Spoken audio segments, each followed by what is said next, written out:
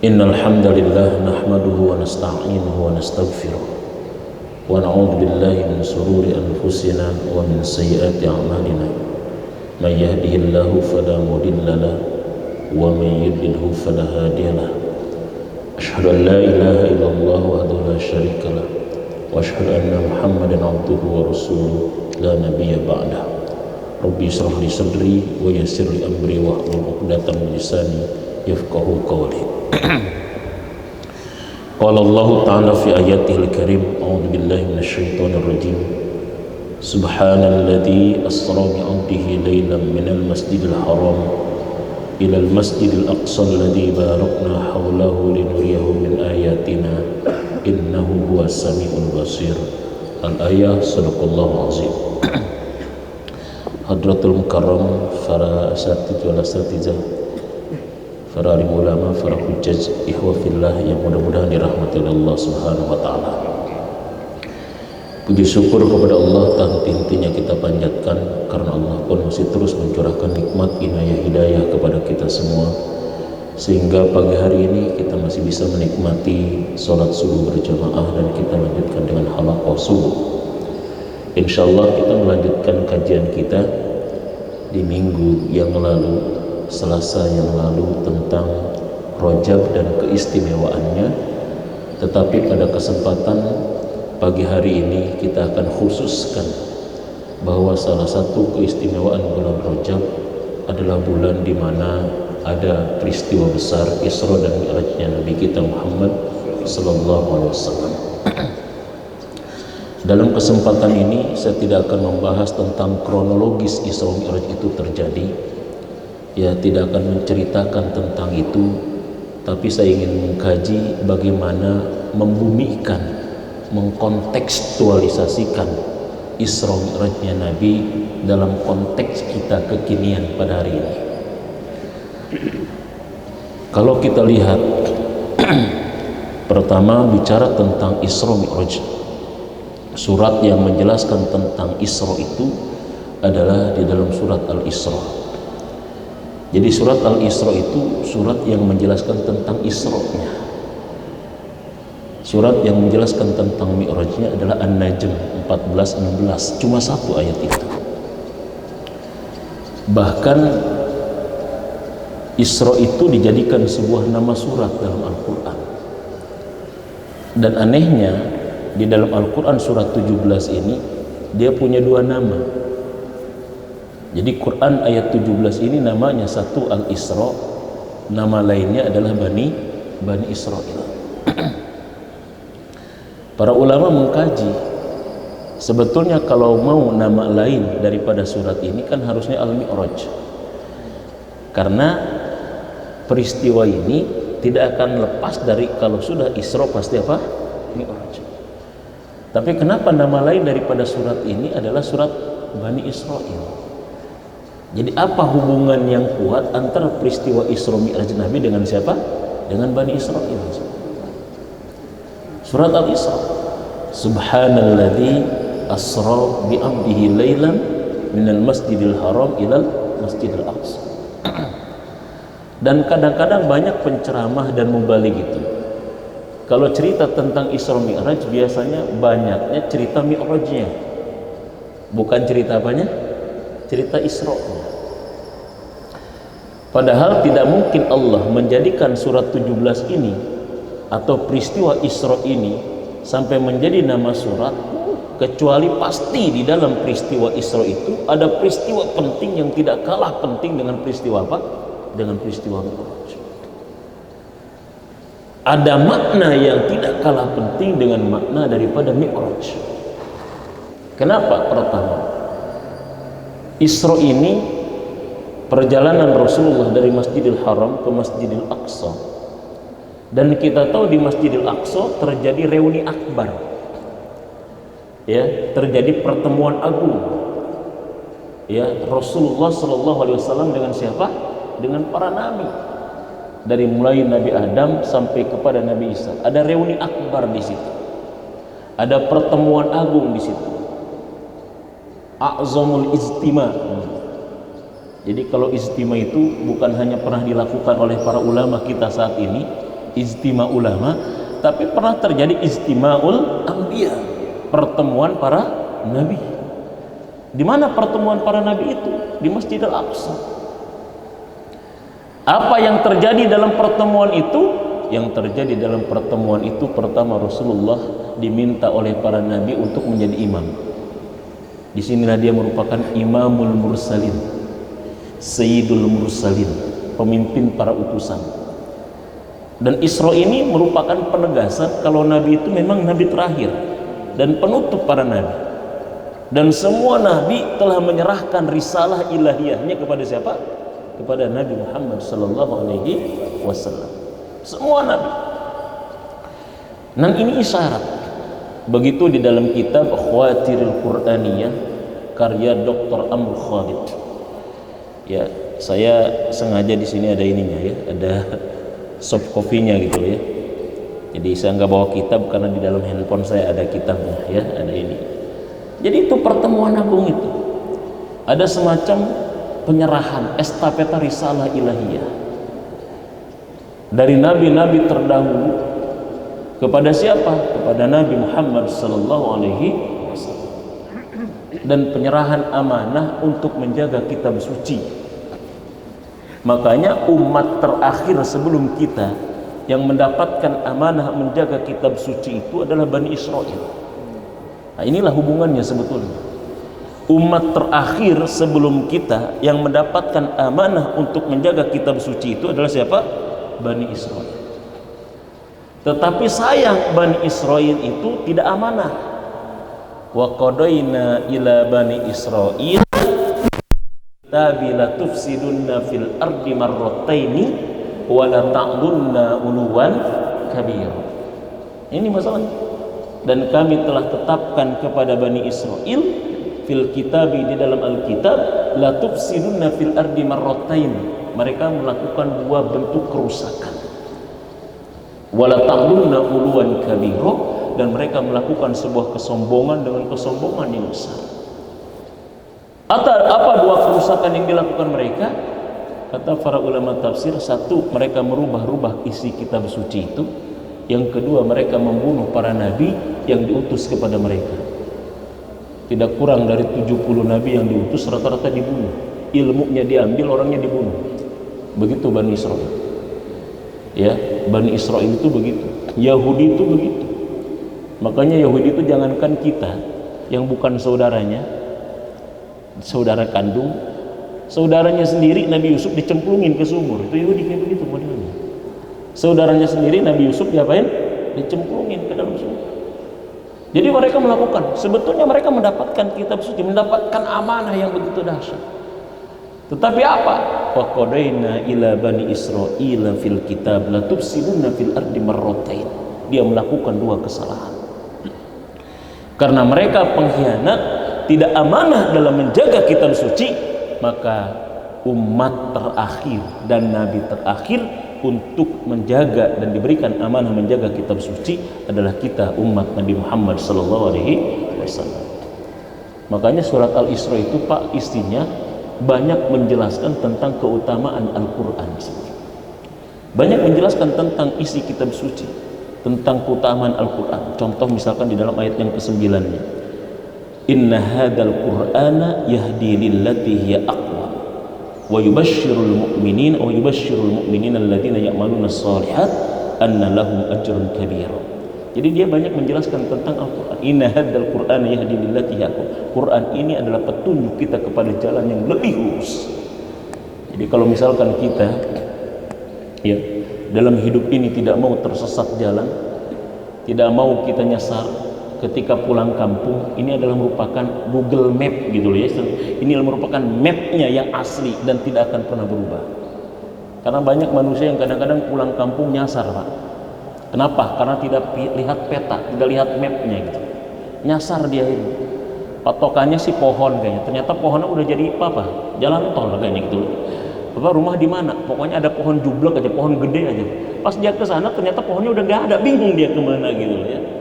Jadi kadang-kadang kita kalau nyari alamat begitu.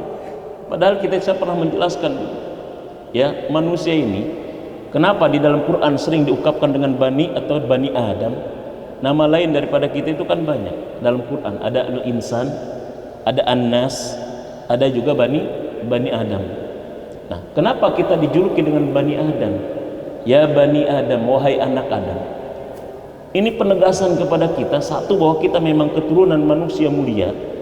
Yang kedua, menegaskan kepada kita bahwa kita itu sebetulnya punya kampung asli. Kampung asli kita, di mana kita berasal, itu surga. Jadi dunia itu bukan kampung asli kita sebetulnya. Dunia ini adalah merupakan perantauan kita. Dunia ini adalah merupakan pengembaraan kita. Tapi kampung asli kita itu apa? Surga. Bahwa kita itu suatu saat pasti pulang kampung. Cuma banyak orang yang pulang kampung nyasar, nggak tahu alamatnya, kelamaan kayak ngerantaunya gitu loh ya.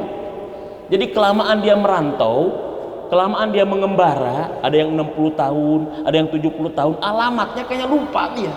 Begitu dia mau pulang kampung, tadinya harusnya ke surga, nyimpang dia ke neraka. Satu, alamat lupa. Yang kedua, kenapa penyebab lupanya? Nggak pernah baca map gitu loh. Diupdate mapnya gitu loh harusnya. Makanya kita disebut dengan Bani Adam, karena kita keturunan Adam, dan Adam manusia pertama diciptakan Allah di sorga. Dan ini penegasan bahwa kampung halaman orang beriman adalah siapa? Sorga. Makanya jangan sampai kita nyasar pulang kampung. Gimana caranya supaya tidak nyasar? Inna hadal Quran yahdi lillati ya aqwa. Ini sebetulnya dalam peristiwa Isra itu luar biasa. Ada sesuatu yang mungkin tidak kalah penting dari peristiwa-peristiwa Mi'raj itu. Nah, dalam konteks ini saya ingin membahas tentang 3 hal saja. Bagaimana cara kita membumikan makna Isra Mi'raj Nabi kita dalam konteks kita sekarang ini. Karena terus terang, kalau kita memahami tekstual Isra Mi'raj itu tidak terjadi kepada siapapun, kecuali itu hanya terjadi kepada siapa? Kepada Nabi kita Muhammad sallallahu alaihi wasallam. Maka poin pertama, Isra Mi'raj itu adalah perjalanan hamba menuju Allah Subhanahu wa taala. Isra Mi'raj itu adalah perjalanan seorang hamba menuju Allah. Dan kalau hamba menuju Allah, kita semua adalah hamba sedang berjalan menuju siapa? Menuju Allah. Apapun profesi kita, yang kita lakukan, usaha kita, semuanya adalah proses perjalanan panjang kita menuju Allah. Makanya kita sedang berjalan. Kalau dalam Al-Bidayah wa Nihayah itu kurang lebih ada 7 stasiun nanti. Ya, ada 7 alam yang akan kita lewati. Kita sudah melewati sekitar 2 alam dan sedang berada di 3 alam. Alam ketiga, alam ruh, alam rahim, sekitar 9 bulan rata-rata. Ada juga yang kurang, kadang-kadang pengen buru-buru dia kayaknya 7 bulan sudah pengen buru-buru keluar kayaknya gitu loh ya. 8 bulan alam rahim, paling lama 9 bulan atau lebih. Kemudian dari alam rahim menuju kepada alam dunia. Kita di alam yang ketiga. Alam dunia tergantung kontraknya. Ada yang kontraknya 60 hari, tapi rata-rata umat Nabi kayaknya punya modalnya 60 tahun sampai 70 tahun. Ya. Begitu rata-rata umat Nabi kata Rasul. Ya. Likulli ummatin hasadih. Bagi umat itu ada masa panennya. Wa hasadi ummati sittina wa sab'ina sana.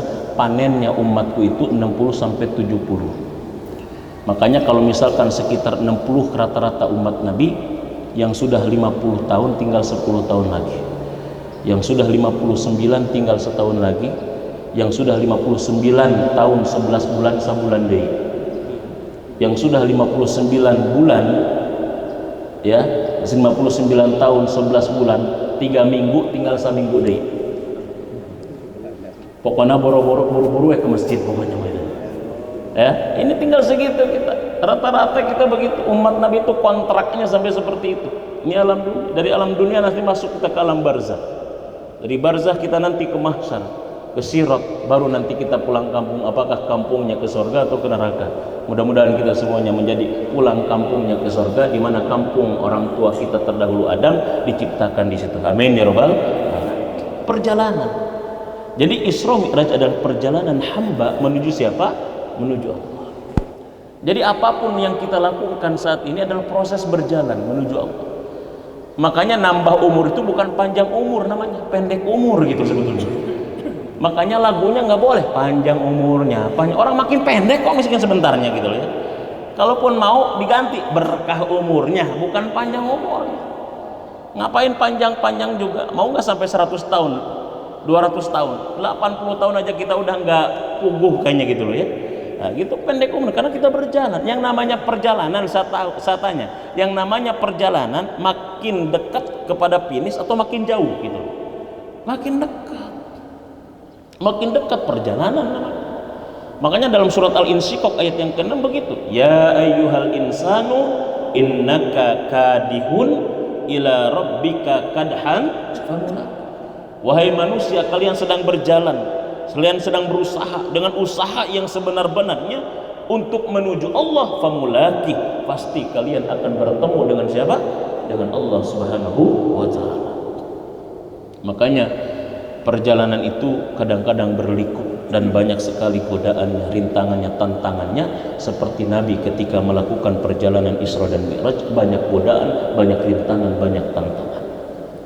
Nah, disinilah para ulama ya, Imam Ahmad Shawi di dalam tafsir Shawinya, hasiah daripada tafsir Jalalain, beliau menegaskan tentang kenapa Allah tidak menggunakan kata Muhammad, kata Rasul, kata Nabi di dalam kata bi'abdihi-nya. Subhanalladzi asra bi'abdihi lailan, kan begitu? Bukan subhanalladzi asra binabiyyihi, subhanalladzi asra birasulihi, subhanalladzi asra bi Muhammadin misalnya, tapi subhanalladzi asra bi'abdihi. Padahal semua ulama sepakat yang Isra Mi'raj itu siapa? Nabi. Tapi kenapa Allah ungkapkan dengan kata abdun? Maha suci Allah yang telah memperjalankan hambanya. Kalau hamba itu kan kata umum, kita hamba bukan? Insya Allah hamba Allah. Kita hamba, semuanya hamba. Tapi kenapa Allah ungkapkan? Kata Imam Ahmad Shawi ya, di dalam tafsir beliau, namanya tafsir Shawi, hasiah tafsir Jalalain, di jilid yang kedua halaman akhir gitu. Kenapa? Ini isyarat karena apabila seorang hamba benar di dalam menyandarkan dirinya kepada Allah, maka dia akan bahagia dan mulia seperti mulianya para nabi. Jadi kemuliaan nabi bukan karena, tapi karena kedekatan dengan Allah. Makanya kemuliaan dalam Islam itu bukan karena hartanya, bukan karena jabatannya, bukan karena keturunannya. Kemuliaan dalam Islam itu sejauh mana kedekatannya dengan siapa? Dengan Allah. Inna akramakum indallahi atqakum. Makanya begitu kata Nabi, la fadla li arabi wala azami illa bittaqwa. Enggak ada keutamaan orang Arab maupun di luar orang Arab kecuali karena apanya? Karena takwa. Ada nggak orang Arab yang jahat kira-kira? Abu Jahal orang mana? Orang Arab. Abu Lahab orang mana? Abu Janda orang mana? Ya, gitu. Jadi artinya apa di sini? Walaupun kita bukan di tanah Arab, lahirnya tidak kita lahir di Arab, bukan dari Arab, tapi kata Rasul, tidak ada yang lebih utama orang Arab di luar Arab melainkan karena ketakwaannya. Tidak menjamin tanah yang mulia menyebabkan orang jadi mulia. Tidak menjamin tanah yang hina menyebabkan orang menjadi hina. Ibnu Malik yang mengarang kitab Alfiyah, makanya terkenal namanya Alfiyah Ibnu Malik.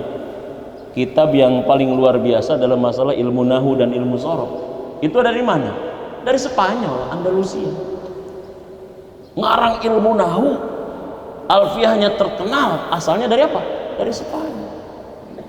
Imam Qurtubi misalkan, yang mengarang tafsir Jami'ul Ahkam Al-Qurtubi, dari mana? Andalusia juga. Jadi begitu.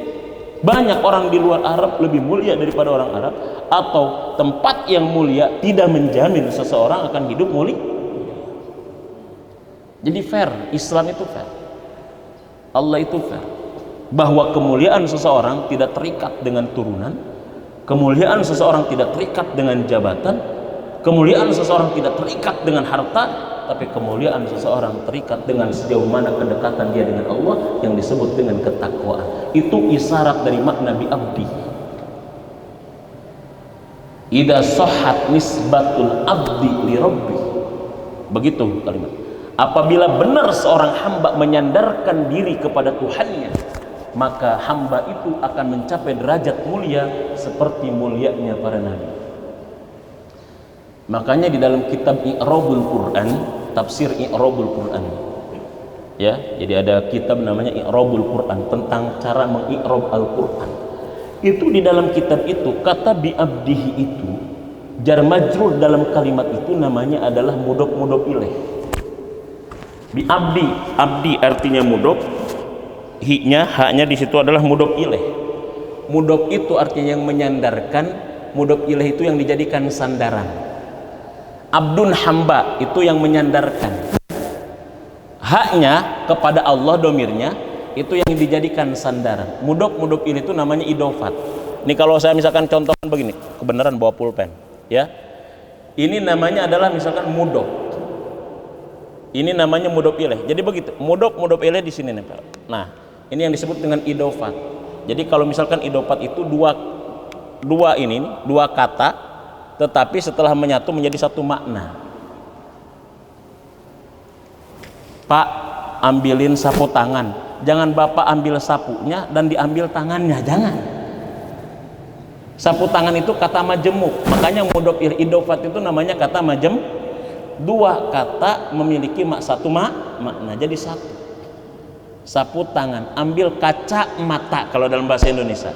Bukan kita ngasih kaca dan ngasih mata, tapi kacamata alat untuk melihat, namanya kacamata. Itulah yang disebut dengan mudhof ilaih, nyender, idofat namanya. Ini mudhof ilaih nyatu. Kalau saya pinjam pulpen udah otomatis dengan isinya plus otomatis dengan ininya. Tidak pinjam pulpen nih dikasih tutupnya doang, enggak. Itu bi abdihi itu namanya idofat, sandaran itu begitu. Kata majemuk nyatu di situ. Jadi di sini isyarat kepada kita bahwa siapa yang benar menyandarkan dirinya kepada Allah, maka dia akan mencapai kemuliaan seperti mulianya siapa? Para nabi. Kebetulan pegang Quran nih. Ini Quran dibungkus pakai apa? Quran dibungkus pakai apa? Pakai kalap lah, taruhlah ini kulit namanya. Dibungkus pakai kulit. Kulit ini tidak mulia sebetulnya, tapi ini saya hormati, kita hormati sebagai muslim, kita cium, kita taruh di atas, tidak berani kita untuk injak, tidak berani kita lempar-lempar, bukan karena kulitnya, tapi di mana kulit ini nempelnya. Karena dia nempelnya di Quran, menjadi sampul Quran, menjadi penutup Quran, maka kulit ini menjadi mulia. Bukan kulitnya, tapi Quran nempelnya di mana? Karena kalau kulit ini saya lepas dari Quran ini, kemudian ditempelkan ke karet, jadi sepatu, walaupun kulit asli, harganya 3 juta, nempelnya ke karet jadi sepatu, tetap diapain? Diinjak. Nggak bisa bapak kenapa pakai sepatu di kepala? Maaf, sepatu saya mahal, impor, saya taruh di kepala aja. Ini lama-lama ada orang bawa ke rumah sakit jiwa nantinya. Jadi kemuliaan kulit ini bukan karena kulit, tapi kemuliaan kulit ini karena dia nempelnya. Kulit nempel ke kayu jadi bedug, diapain? Ditakol dia, nempel dia ke kayu jadi beduk, nempel dia ke alat marawis jadi alat dikepretin. Tapi dia nempel ke Quran ini, kulit dimuliakan oleh kita umat Islam, bukan karena kulitnya, tetapi karena nempelnya kemana kulit itu. Ini namanya idofat begitu Pak. Makna filosofis idofat itu sampai begitu. Karpet kita udah bertahun-tahun tidak lebih empuk dan lebih enak dibandingkan karpet yang di Senayan gedung DPR. Tidak lebih enak, lebih empuk, bahkan tidak lebih mahal dari karpet yang di istana yang merah. Tetapi apa? Nggak ada satupun orang berani pakai alas kaki nginjak untuk karpet ini. Diciumin sehari 5 kali, bukan karpetnya, tapi di mana nempel karpet ini. Karpet di Senayan, karpet di istana, nggak ada satupun tamu Senayan dan istana buka sepatu masuk karpet, betul nggak? Injak tuh karpet walaupun mahal dan empuk, diinjak karpet itu, nggak ada yang buka alas kaki. Kalau ada yang buka alas kaki diketawain nantinya. Tapi masuk masjid walaupun karpetnya tipis, walaupun karpetnya jelek, kadang-kadang juga kotor, semua harus buka alas kaki. Bukan kita hormati karpet, tapi di mana nempelnya ini karpet. Begitulah makna filosofis dari kata bi'abdi. Makanya perjalanan seorang hamba menuju Allah. Jadi kita itu begitu, mulianya kita semakin kemana? Kedekatan kita dengan Allah Subhanahu wa ta'ala. Oleh karena itu dalam perjalanan menuju Allah itu Nabi banyak godaan. Sama kayak kita mau ke masjid banyak godaan, kita mau jamaah banyak godaan. Dan godaan yang paling terasa saat ini kita mau jamaah dan mau jum'ah, apalagi mau halakoh dan pengajian, adalah gara-gara si corona. Mun berbentuk makhluk dikepret si corona, arek ngepret nage saya tidak. Banyak godaan si corona. Makanya kan terjadi seperti itu. Makanya fatwa ulama itu sebetulnya bukan ditiadakan Jumat, bukan ditiadakan jamaah. Fatwa ulama bukan begitu. Coba lihat fatwa ulama yang 9 poin di belakangnya itu. Bagi orang yang sudah terkena positif, dilarang dia untuk menghadiri Jumat dan jamaah. Adapun bagi orang yang sehat, yang tidak terkena itu, ada 2 pilihan. Kalau di tempatnya sudah pandemi, kalau di tempatnya sudah begitu tinggi tingkat penularan, lebih baik tidak. Tapi kalau di tempat yang masih rendah, tapi apa? Di tempat yang masih rendah adalah apa? Silahkan melakukan itu dengan diikuti SOP tertentu. Jadi sebetulnya bukan Jumat dan jamaahnya, Pak. Maqasid syariah itu harus diperhatikan, bukan Jumat dan jamaahnya. Nggak ada larangan Jumat, nggak ada larangan jamaah. Maqasid syariahnya, tujuan syariatnya adalah apa? Dilarang berkumpulnya. Nggak ada larangan Jumat, karena sholat Jumat dan jamaah itu adalah di mana sholat itu mengumpulkan banyak orang, maka akhirnya lebih baik tidak. Bukan Jumat dan jamaahnya yang dilarang, tapi apanya? Berkumpul. Itu maqasidnya begitu. Kita makan enggak. Jumatnya kagak, jamaahnya kagak, tapi ke tempat wisata jalan-jalan. Di mall kadang-kadang rame, di pasar. Ini kan nggak paham maqasid namanya. Jadi maqasid syariahnya adalah bukan larangan Jumat dan jamaah. Maqasid syariahnya, tujuan syariatnya adalah apa? Dilarang berkumpul. Kalau larangannya berkumpul sebetulnya bisa diantisipasi. 1, direnggangkan sholatnya. 2, disiapkan hand sanitizer. 3, pakai masker. 4, sebetulnya bisa diantisipasi kalau memang itu sebetulnya, bukan itunya. Makanya Isra Mi'raj ini kan bertepatan dengan apa? Minal masjid ilal masjid. Perjalanan yang paling menyelamatkan itu adalah dari masjid ke masjid. Subhanalladzi asra bi'abdihi lailan minal masjidil haram ilal masjidil aqsa. Jadi perjalanan itu dimulainya karena kita berjalan menuju Allah, maka perjalanan itu dimulai dari Masjidil Haram ke Masjidil Aqsa, dari masjid ke masjid. Min itu lil ibtida'il ghaiyah namanya. Lil ibtida'il ghaiyah itu artinya starting point aktivitas hidup kita harus dari mana? Starting pointnya dari masjid. Kalau ila intiha'il ghaiyah namanya. Finish, startnya di masjid, finishnya sebelum kita aktivitas awali dengan sholat subuh. Selesai aktivitas akhiri dengan sholat isya. Minal masjid ilal, starting pointnya dari masjid, finishnya di masjid. Kalau sudah begitu, alladzi barokna haulah. Kalau dalam i'rabul Quran ini namanya muta'alliqah, semuanya keterikatan satu dengan yang lain.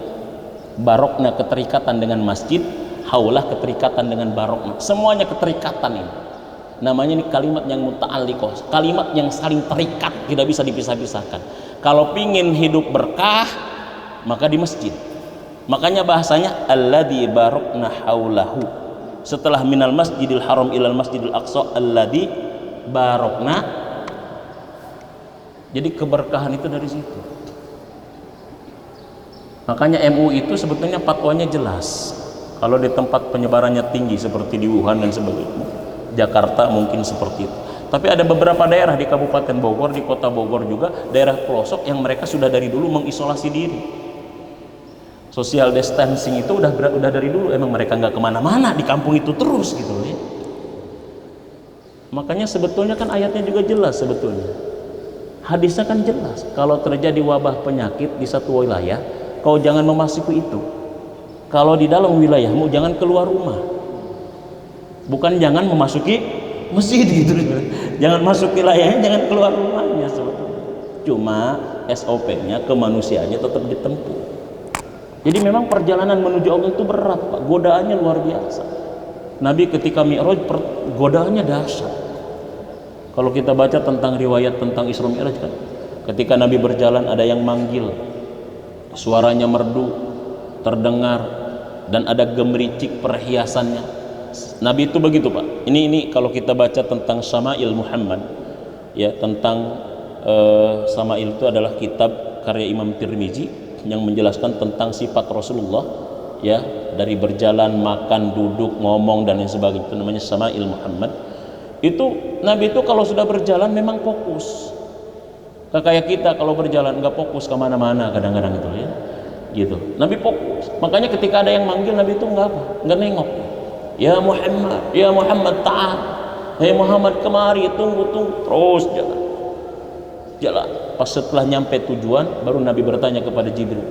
Ya Jibril, perasaan tadi ada yang manggil aku. Suaranya kayaknya merdu, perempuan itu. Ada suara gemericik-gemericiknya. Ya, suaranya merdu, kelihatan perempuan kayak. Ada suara gemericik. Kata Jibril, iya memang. Siapa itu? Seorang perempuan yang syarat dengan perhiasan dunianya. Tanda apa itu wahai Jibril? Itu tanda dunia.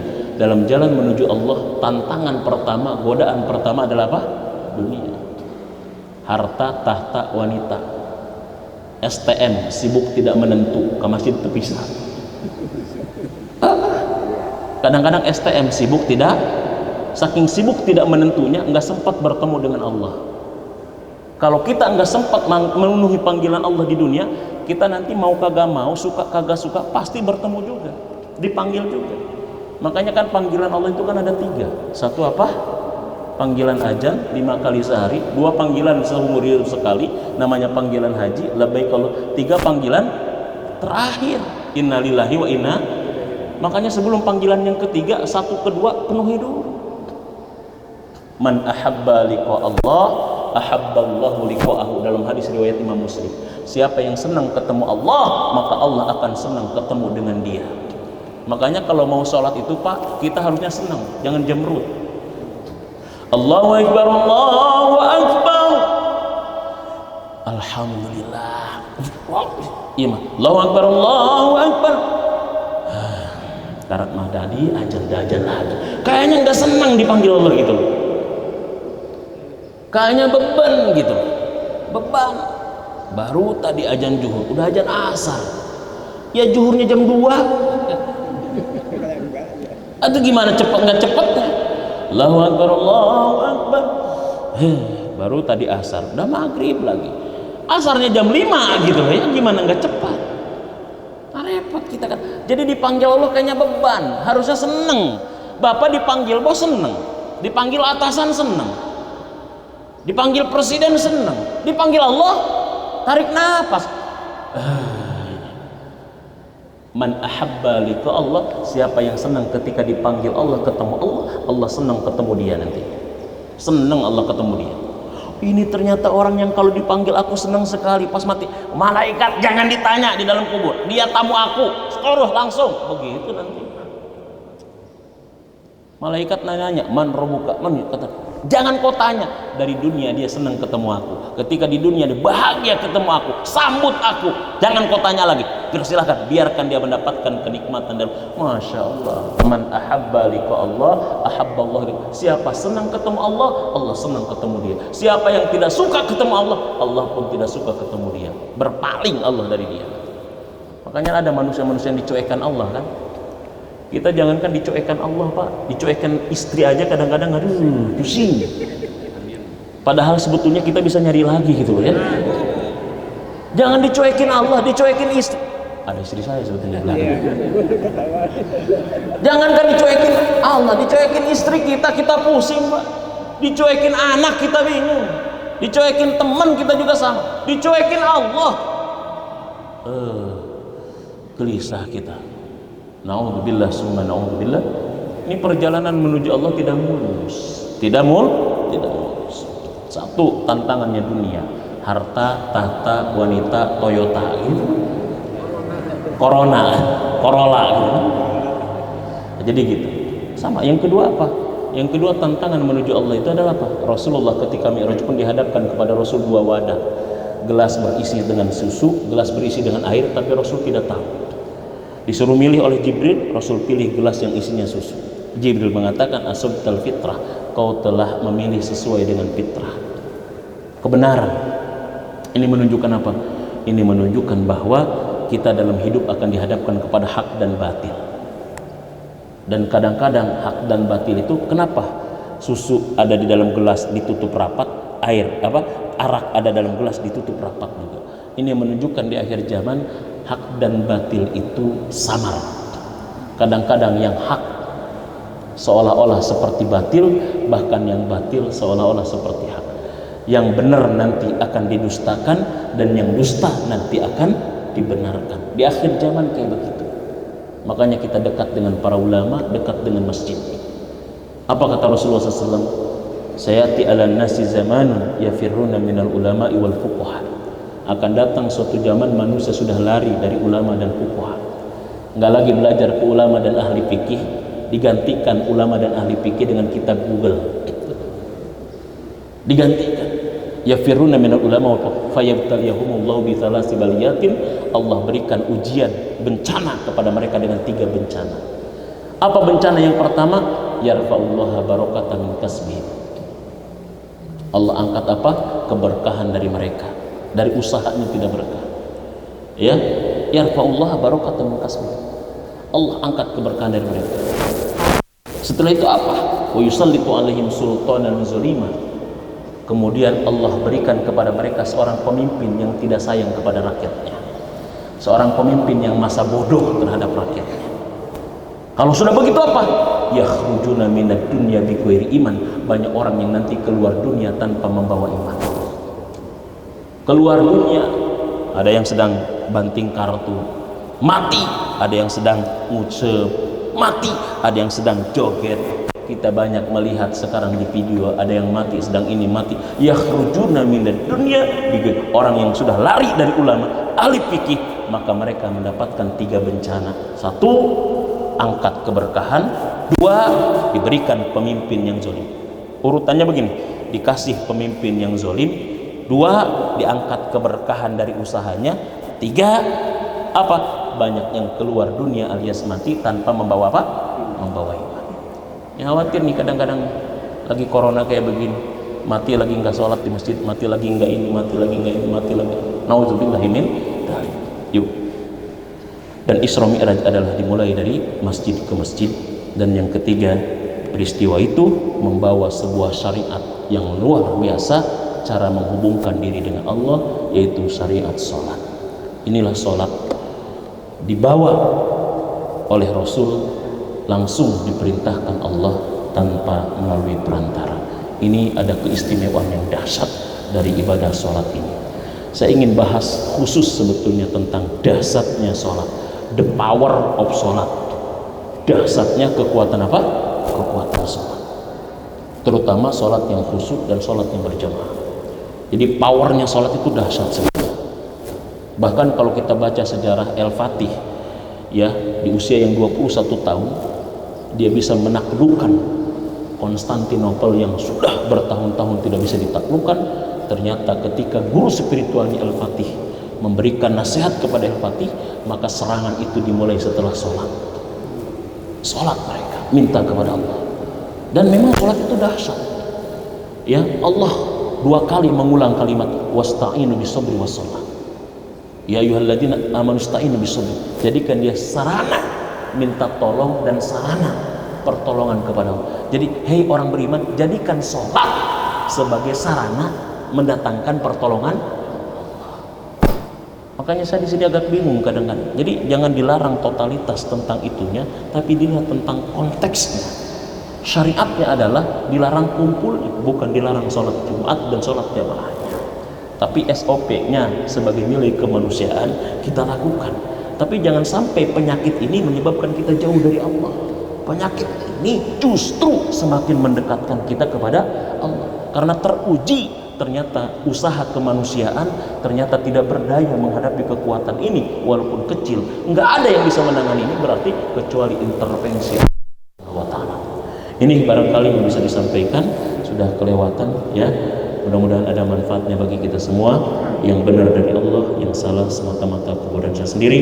Semoga Allah lindungi kita, keluarga kita, bangsa kita, dan mudah-mudahan ini si corona buru-buru selesai ya.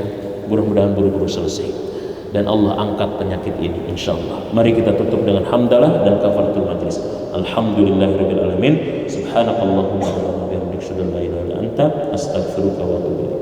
Assalamualaikum warahmatullahi wabarakatuh.